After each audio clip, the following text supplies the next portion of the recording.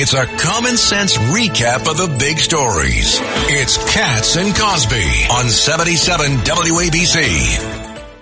And joining us now is the great former senior advisor to George W. Bush, Karl Rove. Karl, first off, did you see Corinne Jean-Pierre a little bit ago saying, no, he doesn't have dementia, he doesn't have cognitive issues, he had a cold, but no medicine, and then yet she wouldn't answer questions. It was really painful. It's the first time. And you know, Karl, I've covered the White House a long time. I covered George W. Bush, as you know. I've been in those rooms. It's the first time I've seen this press corps turn on President Biden. Yeah, you cannot defend the indefensible. You cannot say, as we've been told for months and months and months, oh, he's at fine fiddle, he's at the top of his game. And then to see what we saw Thursday, we've been seeing glimpses of it, and this just confirmed what we all knew. How about are the polls post-debate? You were talking a little bit about, I saw one, I think it's a CBS one, that says 3/4 of Americans do not want him to run again. And also in the last few hours, there has been Texas Congressman Lloyd Doggett, Democrat. Some others are also suggesting former Democrat Tim Ryan is saying Kamala Harris should be the nominee. Your thoughts on all this, Karl? Well, Lloyd Doggett, actually, I live in his district here in Austin, Texas. I never thought I would find myself saying that, but God bless Lloyd Doggett for speaking the truth. It took a lot of courage. He's a longtime fixture in Texas politics, and I thought he framed it right. Sometimes presidents have to make decisions putting the interest of their country above self-interest, just as Lyndon Johnson did in 1968 by basically withdrawing from the contest and saying he would not seek re-election in 1968. And for the good of his party and I suspect the country, Lloyd Doggett's suggesting the same for President Biden. And Karl Rove, Ed Cox has a question. So, Karl, let's say the position of the Biden family becomes untenable. He says, I'm not going to run. That's what Johnson did. In 4 months, you put together a presidential campaign. In 4 months, what can be done for, let's say, the governor of Michigan if she were the candidate? Well, first of all, let's step back for a minute. Let's assume he does say I'm not going to run. Of the 3,900 plus delegates to the Democratic National Convention, all but 100 are Biden delegates. That is to say, they were slated by Biden, by the Biden campaign. So they're not going to be 45% of the convention are not going to be Bernie bros and members of the Democratic Socialists of America. They're going to be ordinary, normal Democrats. And between now and the time the Democratic Convention meets, there'll be some people tossing their hats in the ring and saying, I'd like to run. I don't think there will be a bloodbath because I think every one of them would say, you know what, if I'm the first one to, openly attack other Democrats, then I'm going to suffer accordingly. And so they'll all be leaking Oppo packages to reporters, hoping the press picks up on it. But they're going to be trying to lay out a vision. They'll go to the convention. We'll be paying attention to all of this. We'll be watching the convention. It'll be great TV. They'll all get a chance to speak. They'll make their case.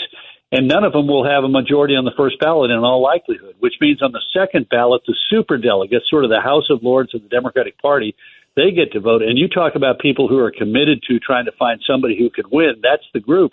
And we'll pay attention to all this drama. And then when the convention ends, think about it, 1 week before Labor Day, we'll all be spending time trying to figure out as the American people who these people are. And we got a hint of this process earlier in the year.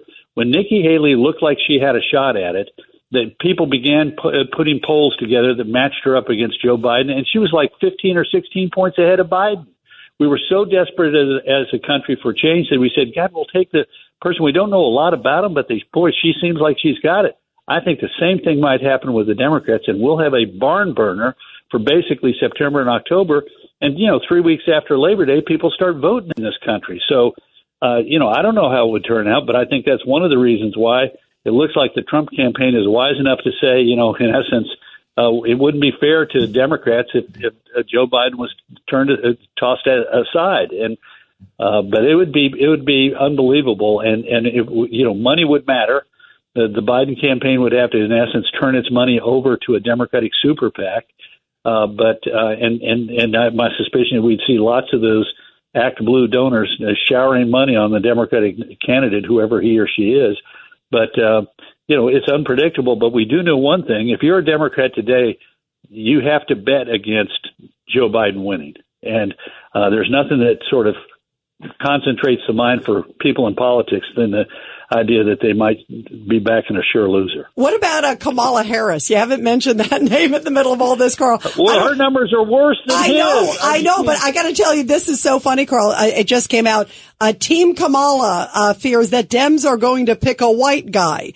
They're already, saying, hey, wait, you don't forget Kamala, even despite her poll numbers.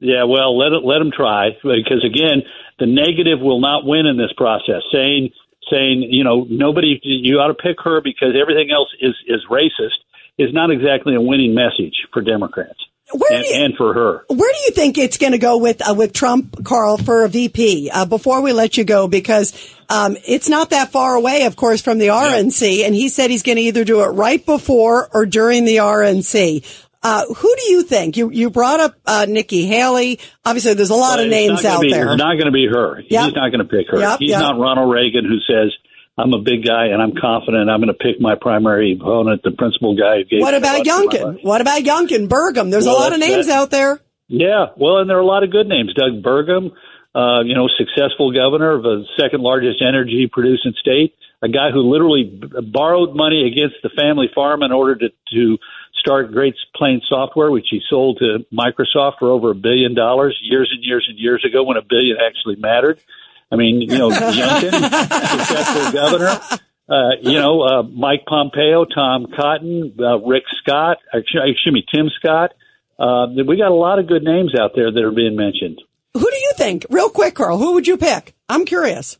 I'd pick whoever Donald Trump believed would cause people to say that guy, if something bad happened to Donald, that guy's capable of being president, because picking somebody who gives that impression will make Trump look bigger. It's what happened with Ronald Reagan picking George W. Bush, and when John McCain picked Sarah Palin because he thought it would be pizzazz, it reduced his numbers. So pick somebody who looks like, to the American people, they're up to the job and capable of sitting behind the Resolute desk, and you'll do yourself a favor if you're the guy at the top of the ticket. Carl, this is Craig Eaton. I was a former chairman here in New York. I just have one question for you. Why'd you let Cox back in? I was in Brooklyn. That takes too long to answer. Actually, I worked under the great chairman, Ed Cox. I was one of his vice chairs in New York City. But the question I have is the conventional wisdom we have, if Trump picks Burgum or Youngkin, two middle-aged or older white men, isn't conventional wisdom he should pick a minority woman or something else? Do you think that's a problem, picking a Youngkin or a Burgum? I mean, you're one of the smartest guys out there. Interesting book by two young political scientists who've made themselves the experts of VPs. It's entitled "Do Running Mates Matter?" And what they prove by examining all the data is that a running mate doesn't bring you a single state you wouldn't otherwise get, at least not since 1960. All right. And a running mate doesn't help you with any particular group. A running mate only helps you by causing people to say, you know what? The guy who made that decision really has what it takes to be president of the United States. Great answer. Yeah, great answer. And we're going to know soon. Karl Rove, we love you. Thank you, Carl. Great to have you here. Great to be on. Thank you, Carl.